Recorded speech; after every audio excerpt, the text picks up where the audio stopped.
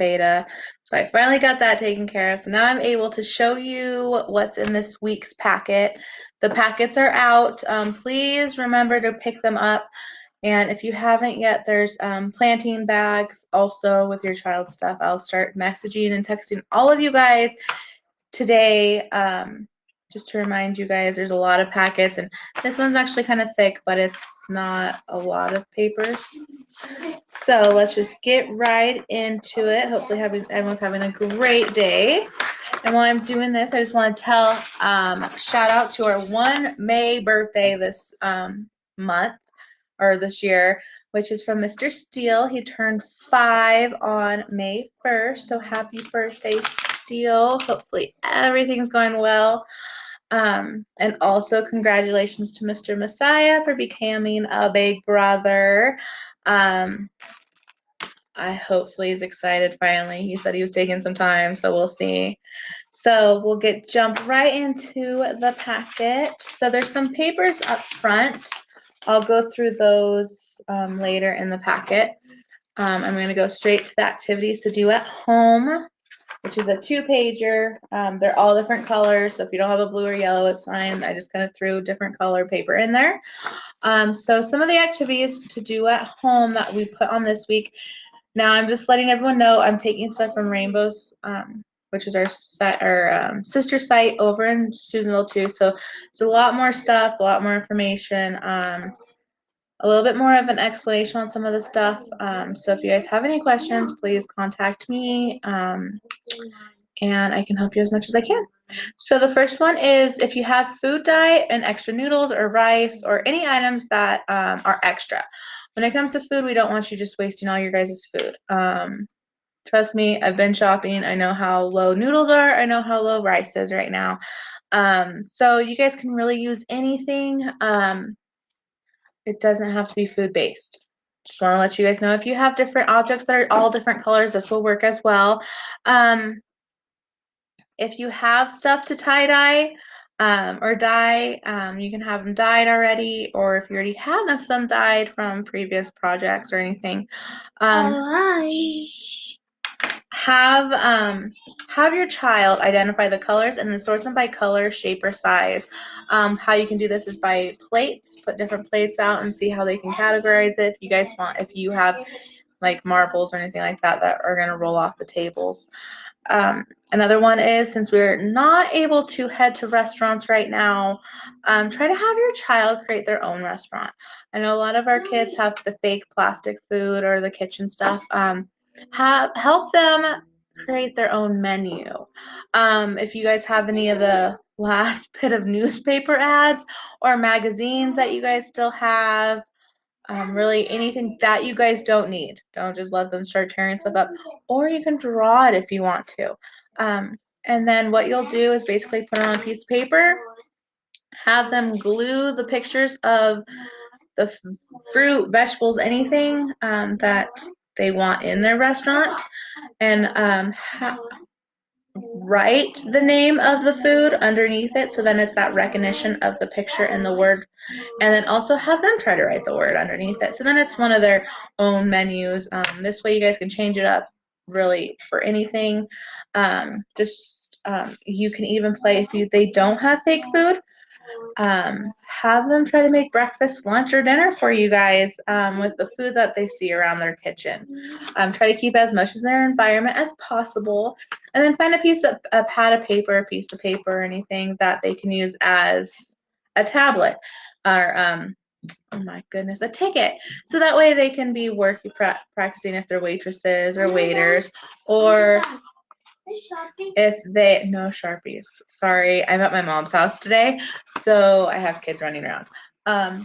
Your pencils or pens are right there, baby. No, I didn't want to. So no, put it back. So keep that going, and then you guys can take turns of who's waiter, waitress, or etc. And then you guys can switch it up, like I said, with that. While in the kitchen, cutting up fruit or vegetables, have your child predict which fruit or vegetable has seeds and which ones don't, and how many seeds they think that will be in that certain food, fruit, or vegetable. then have them compare the sizes. If you still have that ruler that I gave you guys last week, have them get that out and see if they can measure and see which ones are bigger, shorter, longer. Just remember the words to use are the bigger, shorter, all that kind of stuff. While you're cooking certain foods, take the scraps. We made a booklet for you, so you'll see the booklet here in a minute, provided, and then try to regrow these foods. Right now, a lot of stuff's on shortage. We completely understand it's really hard, but this might help out a little bit. Right now we're trying to regrow pineapple that we cut up. Basically, we have the top in water and hopefully it works. Last time it didn't, so fingers crossed. But there's actually a lot of different foods that you can try to regrow, and it says will regrow. So I think this will be a fun experiment to do at home with your kids and even share with the class to see what actually regrew and what didn't. So there's a little booklet. I'll show you guys that in a second. And you can actually make this kind of a daily activity of checking on them, see what's changed, if there's anything sprouting. I'm trying to think. Bell peppers, you put some soil on top and it's supposed to start growing again. It's really cool stuff. So just see what their observations are. And share them with, like I said, share them with the class. I think that'd be really fun, just to see what works, what doesn't. I was kind of shocked at some of the stuff. I'm like, oh, never even thought about doing that. Also, have your child continue observing and describing the changes in the weather in their journals. I made another weather journal that I'll show you guys again. It's just like last week's, but keep continuing with the change of weather since it is changing outside. I mean, it went from 80 plus degrees to now, I don't know, cold and windy it looks like outside. So just keep that in mind and keep that going. While reading the book this week, which is Bear Wants More, talk to your child about the weather in the book and what it looks like. Have your child look outside. You guys, stop. Have your child look outside and discuss what they've noticed that's the same or different from the book. Spring is the season and flowers are blooming. If we were at school, the children would be watering the plants they planted and check to see if any of them have sprouted, which is what I'm kind of hoping for with some of the projects we did in the last couple weeks. So hopefully you guys are still keeping on that. There's also an uppercase and lowercase p in the book, in the packet. You'll find a bag of pom-poms, which is for your child to glue on the peas. But I started thinking, if you have tape, don't go out and buy glue. Use what you guys have. There's no reason to stress out about what you have, what you don't have, or anything like that. I was thinking you can use glue, tape. You can even actually just leave them loose and see if you guys can make a pattern with them, see if they can put them all in green or anything like that. That way, there's not this need of, oh, I have to go get glue for this, I have to go do that. We're trying to make this as less stressful as possible for you guys. The only thing I really need you guys to do is keep in contact with me, pick up packets, and if you'd like, share with the class, honestly. That's it, honestly. Also, I told you we were going to go into the more emotionals and feelings part. I didn't really go into this packet because I want to save a lot of it for the parent meeting. So Tiffany actually thought of this really cool idea, which I think is true. We need it. I don't know if your kids are going crazy like mine are, but it's getting to the point where it's just angry and mad and frustrated and they don't know what to do and they won't listen or anything like that. I've been getting mine outside, letting them run around, which has been helping for a little bit. But what Tiffany thought of, since school has been out for so long and it seems like all the children are really missing their friends, which is true, and it's really hard sometimes when you see that your friends out and you're like, I want to play, and then just it's one of those things. We thought it would be fun to write letters to our friends. So if your child is missing a few kids of the class or the whole entire class, I want to encourage you guys to encourage your child to draw pictures, write letters, have them tell you what they want to say in the letter. Whatever they want, draw pictures, anything. Just put to and from on the paper, fold it up, or if you guys have stationery thing, put it in an envelope, close it up just so then it doesn't get lost in this shuffle. Like I said, put the to and from. I'm not reading them. I'm just gonna see to and from and shove it in their folders for next week. There's a box outside. It was the old packet, so it's that clear one. That way the letters don't get ruined if it does rain. I think it's really necessary for our kids to have this little outlet of still getting in contact with their friends. I know we have kids messenger and stuff, but sometimes it's kind of hard, and internet's shoddy up here too. So I think this would be the best way. Just remember, write who it's to, who it's from, put it in an envelope or something, and put it in the plastic case that's out front of the preschool where the packets are. Like I said, if I need to, I will start checking them every day just so I know that they're taken care of. And then next week, they'll hopefully, if this works out, the kids will have a letter from somebody in their folder, and then they can write back, and it's kind of a fun little thing. And if the parents are okay, I'll start giving out their PO boxes so we can keep going through this throughout the summer. But it's up to you guys if you guys want to participate in it. I'm not forcing anything, but I think it would be kind of nice to have some kind of outlet to get to your friends, because I know I'm having a hard time. I can only imagine how hard it is for our little ones who really don't understand a whole lot. You can tell them till they're blue in the face. Doesn't mean they're going to understand it all. Um, like I said, I'll deliver the notes in the children's packets. We will also discuss this activity more and why it's so important a little bit more on our last Facebook Live parent meeting, which is this Thursday, the 14th at 12:30. I'm gonna try to get it right at 12:30, but I have some meetings before that. But hopefully I get some people that have questions, concerns, anything you guys want to know. It's going to be a short one, and I'm going to dive right into the emotional part and that kind of stuff about what I told you last week was kind of irking me and not making me feel pretty good about. It's very, very sad. So please, please, if you have questions, comments, anything that you guys want me to bring up during this last parent meeting, comment on here, comment on Messenger, anything, comment during the Facebook Live if you guys want to, and I will try to answer every question I can. And that is all the activities to do at home. So now we're going to dive into, so he was pretty loud, huh, Tiffany? Sorry, guys. So we're going to dive in. This is write your own story. It's kind of hard to see, but basically your child's going to fill out the prompt. So it says, hi, my name is blank. I am blank years old. So help your child sit down, help them work on their names, their numbers, everything. And if they don't get it right, it's okay.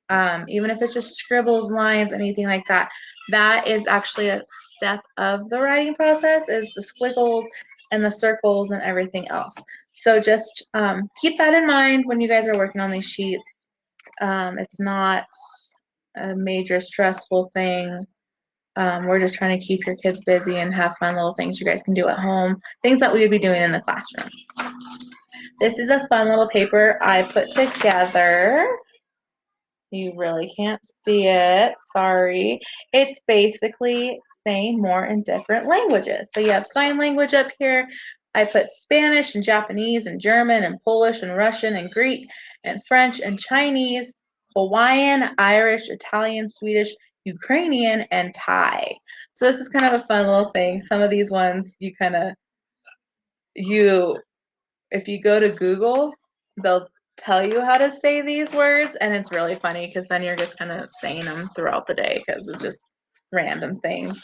Like I said, we always have a recipe. So this week we have a funfetti cookies. So just something fun you guys can do, and this will help with their mathematics and following instructions and all that stuff with if you let them help you bake and put the ingredients together and so on. We also have a more or less worksheet that says circle the amount that has less. If they want to go further, have them color all the fruits that are less with a different color. You can divide it out that way as well. let your imagination run wild with this one. Like I said, have fun, keep them busy. We're working on, our fives, if I can get this. So I found this glove bug count. It's just super cute, and bugs and bears, why not, right? Um, so it's 3 plus 2, and you can actually help them start counting out, doing first steps to addition. They're super cute too, and of course they can color them afterwards, and since they're in squares, they can cut them out as well. There is a more or less worksheet. You'll be seeing this one next week as well. And what they're going to do is cut these little guys, I'm not too sure if they're blurry, out, and they're going to paste them on which one has more, which one has less. So they're going to compare each one of these, the apples and the ducks and the cars and the tomatoes and the carrots and the cats. And then we have our coloring page right here, a bear saying he wants more. And then I found quite a few really cute songs. So I don't know if our wonderful kids told you, all you parents out there watching, the bear hunt was a big hit this year. Everything was about the bear hunt. So I'm hoping these really get the kids excited. This one's bear. And it's big bear hunting near the trees, feasting on the honeycomb made by busy bees. And then you can have the kids go buzz, buzz, buzz, buzz. Big bear wading in the lake. Fish is your favorite dish. Which one will you take? And it says swish, swish, swish, swish, swish. And then big bear resting in your den, sleeping through the winter before you're out again. And it's like they're sleeping. So that's that one. There's actually quite a few. These ones are some fruits and vegetables. I am a strawberry, and strawberry, bananas, and watermelon, and you sing it to the tune of Twinkle, Twinkle, Little Star. So there's 2 of these ones. And then there is Bear is Sleeping. Now these are stapled because they all came together. There's Bear is Sleeping. Then there's the 5 Little Bears. And then the back, which I think is really cool.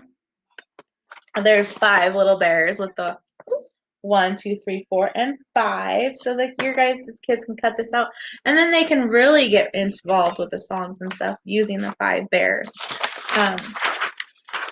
So I think that was actually a really cool thing that they did there. And then I forgot that. I'll do that later. And then there's the peas. So here's our peas to put the pom-poms on. And like I said, you don't have to glue them down. You don't have to tape them down. You don't have to do anything.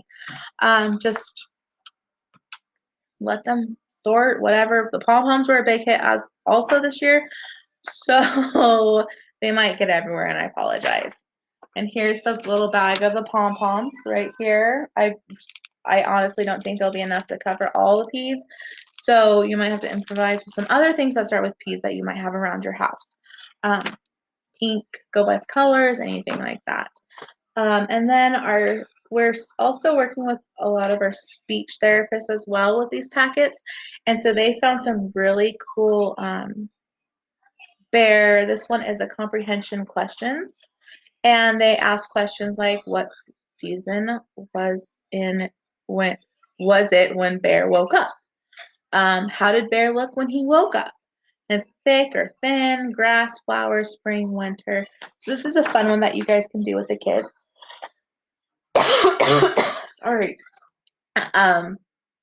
And you can actually kind of mess them up, maybe switch them around, especially if they get smart enough to know which ones are which. Like, was Bear full after he ate all those strawberries? You can put yes or throw in a different, maybe, anything like that. And these can actually these can also start stories. So think about that as well when you're doing these ones. And then the other one is a sequencing card that they brought, that they sent us. Bear wakes up in spring and he is hungry. Bear eats the grass. And the best thing about these is that you can cut these out. You can have them glue it anything like that. Or you can actually flip them over and have your child kind of play memory and see if they can sequence them 1 through, what is that? Not 2, 4, 6, 8. So sorry guys. Out of 8, so just put like a card 1 through 8 and see if they can sequence them in the right order after they flip it over. So they don't know what they're gonna get. Also, we have our scavenger hunt. I decided to do a math one, and like I said, they're laminated, so you can use these all throughout the summer. You can use them more than one day if you want to this week, however you guys want to do that. And then we have our weather journal right here with that weekly one right here. And then also our weather journal is full of paper again as well if you guys ran out of paper in your last journal. And then this is our new My Food Scrap book. Those are those cute little guys right there. So what's in here is basil and potatoes. I'm just going to do a quick overview. Cabbage, celery, garlic sprouts, green onions, mushrooms, romaine lettuce, carrot greens, cilantro, ginger, hot peppers, onions, tomatoes, avocado, pineapple. I put another one for celery. This one's a little bit more in depth than the first one. And then also the magical parts, and it's a list of different fruits and vegetables and what part actually will help them regrow. So it's a really cool thing. You guys can take it out of here if it's easier to read. I was just trying to think what's the easiest way to keep these all together. And last but not least, we have our letters of that we'll do this week. B, D, F, C, and E. So after this, after I read the Bear Wants More, I will go walk each child through this the same way we would. Then the kids can watch the video first or the story and then go into their letters. Hopefully they're watching these. I miss you guys. I'm trying to think.